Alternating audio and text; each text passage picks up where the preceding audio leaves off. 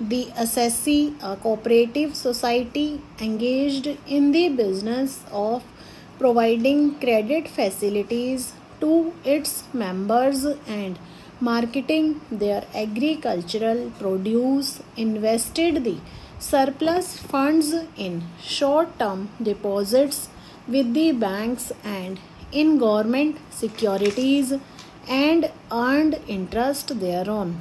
The assessees showed the said interest income under the head income from business, but the assessing officer assessed it as income from other sources under section 56 and held that the assessee would not be entitled to deduction under section 80 of the Income Tax Act full stop.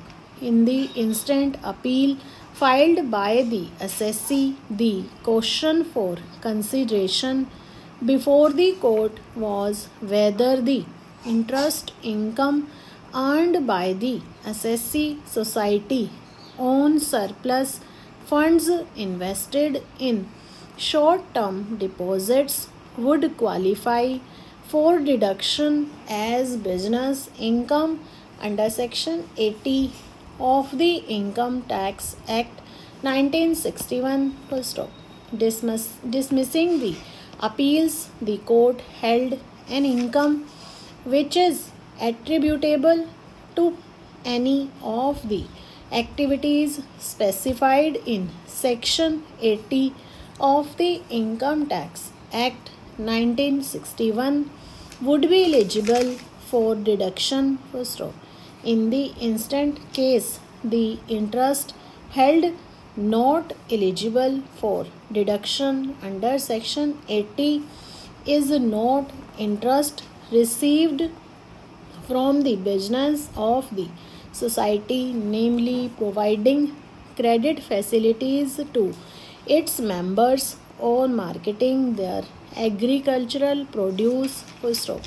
What is sought to be taxed under section 56 of the act is the interest income arising on the surplus, which surplus was not required for business purposes and was invested in specified securities as investment full stop.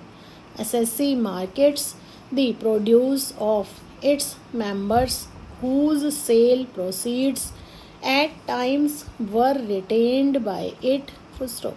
Since the fund created by such retention was not required immediately for business purposes, it was invested in specified securities full stop. Such interest income would come in the category of income from other sources and therefore would be taxable under section 56 of the act as rightly held by the assessing officer para. The word income has been defined under section 2 of the act to include profits and gains full stop. This subsection is an inclusive provision full stop. The parliament has included specifically business profits into the definition of the word income. Therefore, the court is required to give a precise meaning to the words profits and gains of business mentioned in section 80 of the act. First stop.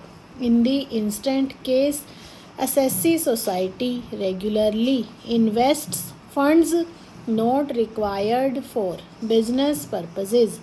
Interest on such investments cannot fall within the meaning of the expression profits and gains of business